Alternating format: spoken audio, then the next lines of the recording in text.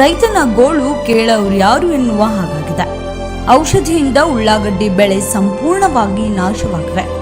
ತಳವಾರ ರೈತನ ಗೋಳು ಈರುಳ್ಳಿ ತಂದ ಕಣ್ಣೀರಾಗಿದೆ.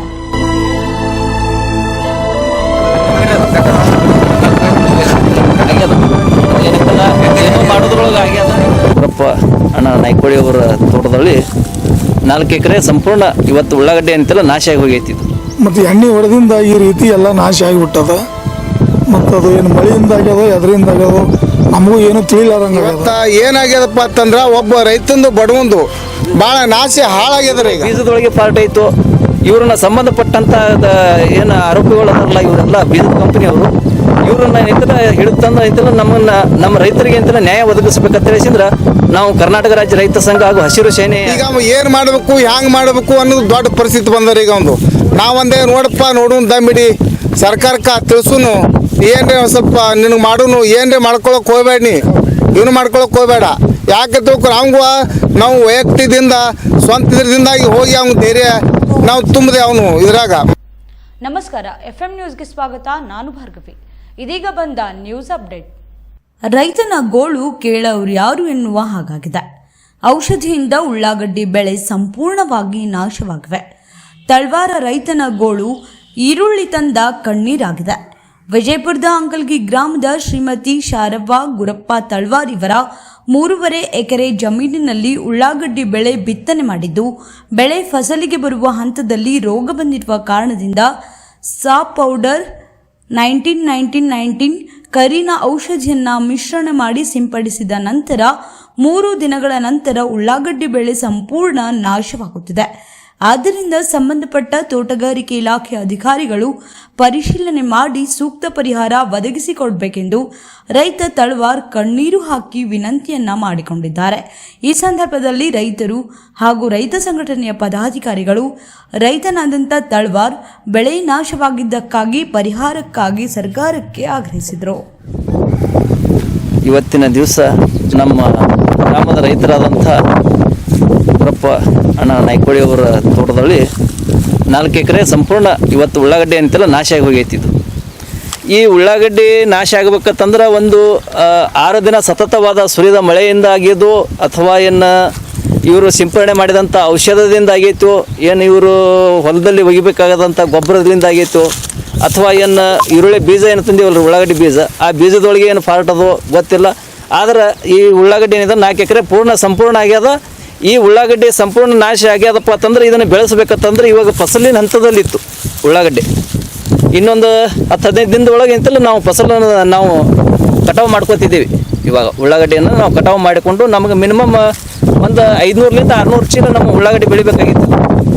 ಇವತ್ತು 500-600 ಚೀಲಪ್ಪ ಅಂತಂದ್ರೆ ಮಿನಿಮಮ್ ಒಂದು 25-30 ಟನ್ ನಾವು ಉಳ್ಳಾಗಡ್ಡಿಯನ್ನು ಬೆಳಿತೀವಿ. ಪ್ರತಿ ವರ್ಷವೂ ಬೆಳೆದೇವಿ, ಇಲ್ಲಿ ಸಕ್ಸಸ್ ಆಗೈತಿ. ಬಟ್ ಈ ವರ್ಷ ಮಾತ್ರ ಅಂತಲ್ಲ ನಮ್ಗೆ ಇದನ್ನು ಈ ಥರ ಆಗಿ ನಮಗೆ ಲಾಸ್ ಆಗೈತಿ.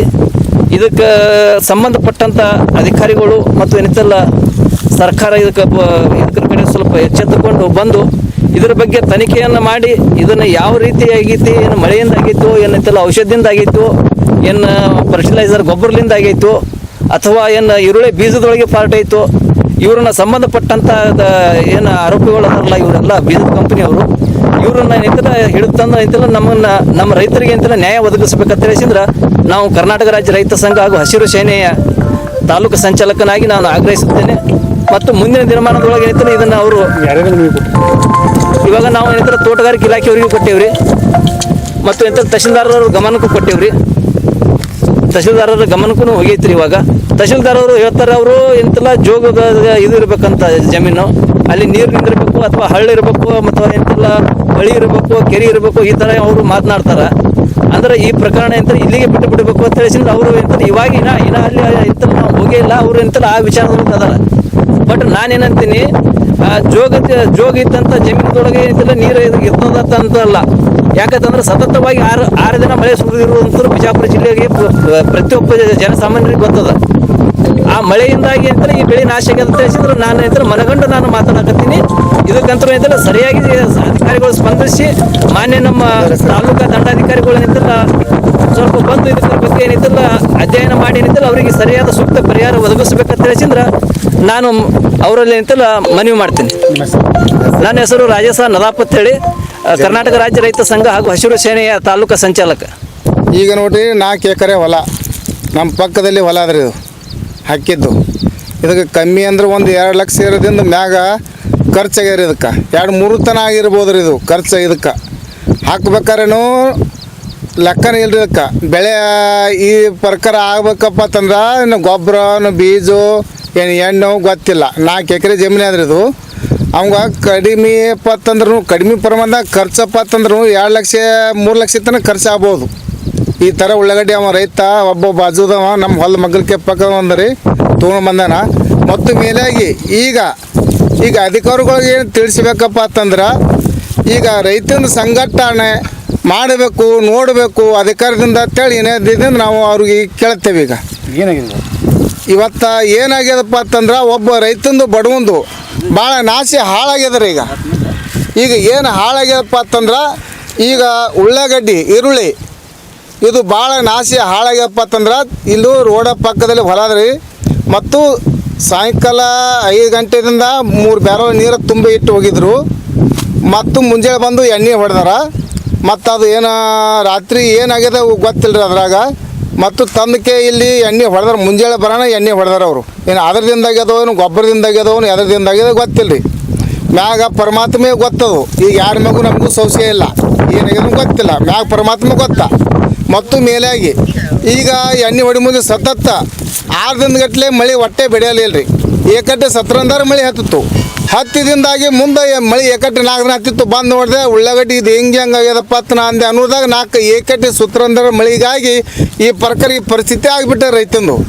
ಈಗ ಅವ ಏನು ಮಾಡಬೇಕು, ಹ್ಯಾಂಗೆ ಮಾಡಬೇಕು ಅನ್ನೋದು ದೊಡ್ಡ ಪರಿಸ್ಥಿತಿ ಬಂದರೆ. ಈಗ ಒಂದು ನಾವೊಂದೇ ನೋಡಪ್ಪ ನೋಡೋಣ ದಮ್ಮಿಡಿ ಸರ್ಕಾರಕ್ಕೆ ತಿಳಿಸುನು, ಏನ್ರಿ ಸ್ವಲ್ಪ ನಿನಗೆ ಮಾಡೋನು, ಏನ್ರಿ ಮಾಡ್ಕೊಳಕ್ಕೆ ಹೋಗ್ಬೇಡ, ನೀ ಇವನು ಮಾಡ್ಕೊಳಕ್ಕೆ ಹೋಗ್ಬೇಡ. ಯಾಕೆ ತಿಳ್ಕೊಂಡು ಅವಂಗ ನಾವು ವೈಯಕ್ತಿಕದಿಂದ ಸ್ವಂತ ಇದರಿಂದಾಗಿ ಹೋಗಿ ಅವ್ನ ಧೈರ್ಯ ನಾವು ತುಂಬಿದೆ. ಅವನು ಇದ್ರಾಗ ಮನದಾಗ ನಾವು ಹೋದ ಅವ್ನ ಧೈರ್ಯ ತುಂಬಿದೇವಿ. ಯಾಕ್ರಿ ತಿಳ್ಕೊರಿ ನೀವು, ಈಗ 2-3 ಲಕ್ಷ ಗಟ್ಟಲೆ ಅವ ಬಡವ ರೈತ. ಈಗ ಇಲ್ಲಿ ಬಡವ ರೈತ ಅವ ಹೊರಗಿಂದು ರೊಕ್ಕ ಒಬ್ಬನ ಬಲ್ಲಿ ತೊಗೊಂಡು ತಂದು ಕಷ್ಟಪಟ್ಟು ಹಾಕ್ಯಾನ. ಈಗ ನಾಳೆ ಬೆಳೀತದ, ಕಮ್ಮಿ ಅಂದ್ರೆ ಒಂದು 8-10 ಲಕ್ಷ ಆಗ್ತದ ಕೊಡ್ಬೇಕಂತ ಅವ ಮಾಡಿದ್ದ. ಈಗ ಅವ ಎದರದಿಂದ ಕೊಡ್ಬೇಕ್ರಿ? ಈಗ ಇಟ್ಟರಲ್ಲ ಆಸೆಗಿದೆ. ಈಗ ಅವ್ನು ಹ್ಯಾಂಗೆ ಮಾಡಲಿ ಏನು ಮಾಡಲಿ ತಂದ ದಮ್ ಹಿಡಿಯಪ್ಪ. ಮ್ಯಾಗ ಮೇಲೆ ಅಧಿಕಾರಿಗಳು ತಿಳಿಸುನು, ಎಟ್ಟರ ಅಲ್ಲಿನ ಖರ್ಚು 2 ಸಾವಿರ ಕೊಡ್ತಾರ ಅವರು. ನೀ ಯಾಕೆ ಇಟ್ಟು ಗಾಬರಿ ಬಿತ್ತಿ ಸುಮ್ಮನೆ ಕುಂದ್ರು ಜರ, ಹಂಗೆ ಮಾಡ್ಲಕ್ಕೆ ಹೋಗ್ಬೇಡ. ನಮ್ಮ ಹೆಸ್ರು ಅಮ್ಮೋಗಿ ರಾಜು ಉಕ್ಲಿ ರೀ. ಈಗ ಈರುಳ್ಳಿ ಬಿತ್ತಿದ್ದೇವೆ. ಬಿತ್ತಿಂದ ಇದಕ್ಕೆ ಭಾಳ ಹೈರಾಣ ಹಾಕೋದು ಬಂದೀವಿ. ಲಾಸ್ಟಿಗೆ ಬಂದು ಲಾಸ್ಟ್ ಮೂಮೆಂಟ್ನಾಗ ಮಳೆ ಏಕಾಟ 80 ದಿವಸ ಏಕಾಟೆ ಮಳೆ ಹತ್ತೇವ. ಮಳೆ ವಾತಾವರಣ ನೋಡ್ಕೊಂಡು ಮಳೆ ಬಿಟ್ಟಿಂದ ಎಣ್ಣೆ ಹೊಡಿಬೇಕಂತ ಎಣ್ಣೆ ಹೊಡೆದೇವಿ. ಆ ಟೈಮ್ದೊಳಗೆ ಸ್ವಲ್ಪ ಚೇಂಜ್ ಆಗಿತ್ತು ರೀ. ಮತ್ತು ಎಣ್ಣೆ ಹೊಡೆದಿಂದ ಈ ರೀತಿ ಎಲ್ಲ ನಾಶ ಆಗಿಬಿಟ್ಟದ. ಮತ್ತು ಅದು ಏನು ಮಳೆಯಿಂದ ಆಗ್ಯದ ಎದರಿಂದ ಆಗ್ಯದೋ ನಮಗೂ ಏನೂ ತಿಳಿಲಾರಂಗೆ ಆಗ್ಯದ. ಅದು ನಮಗೆ ಹುಚ್ಚಮ್ಮಬ್ಬ ಕೂಡ ಇರೋದ.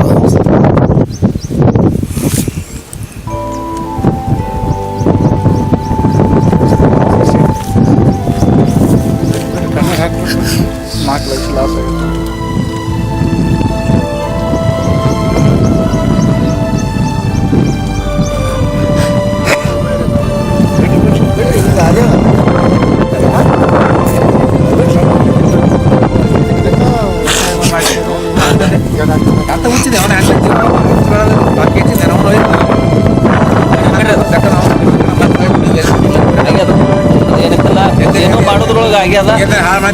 ರೈತ ಇವತ್ತ ಇಷ್ಟೆಲ್ಲ ಕಣ್ಣೀರು ತೆಗಿಯಕತ್ತಾನಂತಂದ್ರ ಸರ್ಕಾರ ಇದರ ಬಗ್ಗೆ ಏನಂತಲ್ಲ ಗಮನ ಹರಿಸಬೇಕು. ಇದಕ್ಕಿಂತಲೇ ಎಚ್ಚೆತ್ತುಕೊಳ್ಳಬೇಕು. ಇದಕ್ಕಿಂತಲೇ ಆ ರೈತನಿಂತಲೇ ನಷ್ಟ ಆಗ್ಯದ. ಆ ನಷ್ಟವನ್ನು ಇಂತಲ್ಲ ಸರ್ಕಾರವೇ ಭರಿಸಬೇಕು. ಇವತ್ತು ಸರ್ಕಾರ ಭರಿಸಲಿಲ್ಲಪ್ಪ ಅಂತಂದ್ರೆ ರೈತರು ಏನಂತಲ್ಲ ಆತ್ಮಹತ್ಯೆಗೂ ಹಿಂದೆ ಸರಿಲಾರದಂಥ ಪೊಸಿಷನ್ ಬರಬೇಕಂತಂದ್ರೆ ಏನಂತಲ್ಲ ಈ ಅಕಾಲಿಕ ಮಳೆಯಿಂದಾಗಿ ಮತ್ತು ಏನಂತಲ್ಲ ಈ ಫರ್ಟಿಲೈಸರ್ ಗೊಬ್ಬರಗಳಿಂದಾಗಿ ಮತ್ತು ಏನಂತಲ್ಲ ಔಷಧ ಅಂಗಡಿಯವರು ಏನಂತಲ್ಲ ಔಷಧಗಳು ಸರಿಯಾಗಿ ಏನಂತಲ್ಲ ಕೊಡದೇ ಕಾರಣದಿಂದಾಗಿ ಇವತ್ತು ಈ ರೈತ ಏನಂತಲ್ಲ ಇವತ್ತು ಇಷ್ಟು ಕಣ್ಣೀರು ತೆಗಿಯೋಕೆ ಏನಂತಲ್ಲ ಕಾರಣಕರ್ತರು ಯಾರಾದ್ರು ಅದರಪ್ಪ ಅಂತಂದ್ರೆ ಇದು ಸರ್ಕಾರದ ಅಧಿಕಾರಿಗಳು ಮತ್ತು ಏನಂತಲ್ಲ ಈ ಔಷಧ ಅಂಗಡಿಯವರು ಏನಂತಲ್ಲ ಇವರು ಮೂಲ ಕಾರಣಕರ್ತರಾಗ್ತಾರೆ. ಅದಕ್ಕಾಗಿ ಏನಂತ ಸಂಬಂಧಪಟ್ಟಂತ ಅಧಿಕಾರಿಗಳು ಬಂದು ಇದರ ಬಗ್ಗೆ ತನಿಖೆ ಮಾಡಿ ಆ ರೈತಗೆ ನ್ಯಾಯ ಒದಗಿಸಿ ಕೊಡ್ತಾರಂತ ಹೇಳಿಸಿದ್ರೆ ನಾವು ಏನಂತಲ್ಲ ಇವತ್ತು ಆಗ್ರಹಿಸಕತ್ತೀವಿ. ಮುಂದಿನ ದಿನಮಾನದೊಳಗೆ ಏನಂತಲ್ಲ ಆ ಅಧಿಕಾರಿಗಳು ಬಂದು ಇಲ್ಲಿ ನಮ್ಮನ್ನು ಏನಂತಲ್ಲ ನ್ಯಾಯ ಒದಗಿಸಿ ಕೊಡದೇ ಇದ್ದ ಕಾರಣದಿಂದ ಏನಂತಲ್ಲ ನಾವು ಹೋರಾಟನ ಹಾಕೊಂಡು ಏನಂತಲ್ಲ ಆ ರೈತಗೆ ನ್ಯಾಯ ಒದಗಿಸುವವರೆಗೂ ಏನಂತಲ್ಲ ಕರ್ನಾಟಕ ರಾಜ್ಯ ರೈತ ಸಂಘ ಹಾಗೂ ಹಸಿರು ಸೇನೆ ಏನಂತಲ್ಲ ಅವರ ಬೆನ್ನಿಗೆ ನಿಂತಿರ್ತದೆ ಅಂತ ಹೇಳಿಸಿದ್ರೆ ನಾನು ಖಂಡಿತವಾಗಿ ಏನಂತಲ್ಲ ಇದನ್ನು ಖಂಡಿಸ್ತಾ ಇದ್ದೀನಿ ಇದನ್ನು.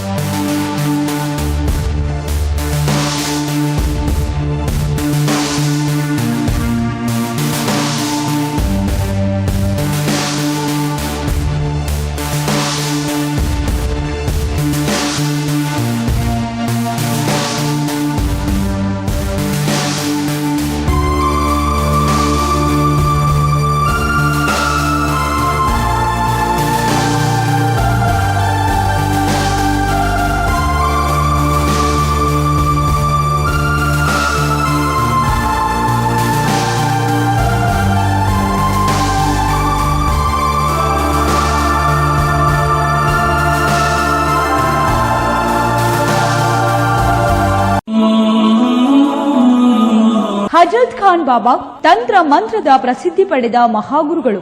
ವಿಜಯಪುರ ನಗರದ ಶ್ರೇಷ್ಠ ಹೆಸರುವಾಸಿಯಾದ ಹಜರತ್ ಖಾನ್ ಬಾಬಾ ನಿಮ್ಮ ಪ್ರತಿಯೊಂದು ಸಮಸ್ಯೆಗಳ ಬಗ್ಗೆ ಖಾತ್ರಿ ಹಾಗೂ ಸಮಾಧಾನ ಪಡೆಯಿರಿ. ಹಜರತ್ ಖಾನ್ ಬಾಬಾ ವಿಜಯಪುರ ನಗರದಲ್ಲಿ ಕಳೆದ 20 ವರ್ಷಗಳಿಂದ ತಮ್ಮ ಸ್ವಂತ ಮನೆ ವಿಳಾಸದಲ್ಲಿದ್ದು ಸಾರ್ವಜನಿಕರ ವೈಯಕ್ತಿಕ ಸಮಸ್ಯೆ ದೋಷಗಳನ್ನ ಪರಿಹಾರ ಮಾಡುತ್ತಿದ್ದಾರೆ. ಹಜರತ್ ಖಾನ್ ಬಾಬಾ ಸಂತೋಷದ ಸುದ್ದಿ ಕೇಳಿ ಆನಂದ ಆಗಬಹುದು. ಇವರು ಪಿಶಾಚಿ ಮತ್ತು ಭೂತದ ಕಾಟ ಮಾಟ ಮಾಡಿದ್ದು ತೆಗೆಯುತ್ತಾರೆ ಮತ್ತು ಬಹಳ ಕಾಲ ಮಕ್ಕಳಾಗದಿದ್ದರೆ ಹಾಗೂ ದಮ್ಮು, ಹೊಟ್ಟೆ ನೋವು, ಹೆಣ್ಣು ಮಕ್ಕಳ ತೊಂದರೆಗಳು, ಕಾಮಣಿ, ಇಸುಬು ಇವರ ಔಷಧ ಹಾಗೂ ಮಂತ್ರಶಕ್ತಿ, ದಿವ್ಯ ಶಕ್ತಿಯಿಂದ ಹಜರತ್ ಖಾನ್ ಬಾಬಾ ಇವರು ಆರೋಗ್ಯ ಚಿಕಿತ್ಸೆ ನೀಡಿ ನಿಮ್ಮ ಕಷ್ಟ ನೋವುಗಳನ್ನ ದೂರ ಮಾಡಿಕೊಡುತ್ತಾರೆ. ನಿಮ್ಮ ಸಮಸ್ಯೆಗಳಾದ ಮನಸ್ಸಿನ ಇಚ್ಛೆ, ಪ್ರೇಮ ವಿವಾಹ ಸಮಸ್ಯೆ, ನೌಕರಿ ಸಮಸ್ಯೆ, ಪತಿ ಪತ್ನಿಯರ ಸಮಸ್ಯೆ, ಆಸ್ತಿ ವಿಚಾರ, ಮಾಟ ಮಂತ್ರದ ಬಗ್ಗೆ, ಆರೋಗ್ಯ ತೊಂದರೆ, ಗುಪ್ತ ರೋಗಗಳು, ಶತ್ರುಕಾಟ, ಉದ್ಯೋಗ ಸಮಸ್ಯೆ, ಗೃಹ ಸಮಸ್ಯೆ, ಕೋರ್ಟ್ ವಿಚಾರ, ಸಾಲಬಾಧೆ, ಧನ ಸಂಪತ್ತು ಪ್ರಾಪ್ತಿ ಬಗ್ಗೆ,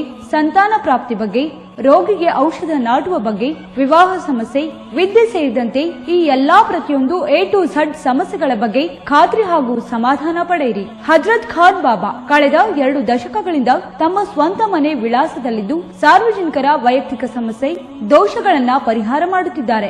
ನಿಮ್ಮ ಸಮಸ್ಯೆಗಳ ಪರಿಹಾರಕ್ಕೆ ಕರೆ ಮಾಡಿ ಪರಿಹಾರ ಪಡೆದುಕೊಳ್ಳಬಹುದು. Mobile number 9972183841. ಸ್ವಂತ ಮನೆ ವಿಳಾಸ Hazrat Khan Baba, Sainik school, first gate, bus stop, Ibrahim Roza back side, Horti plot, Rahim Nagar, Vijayapura.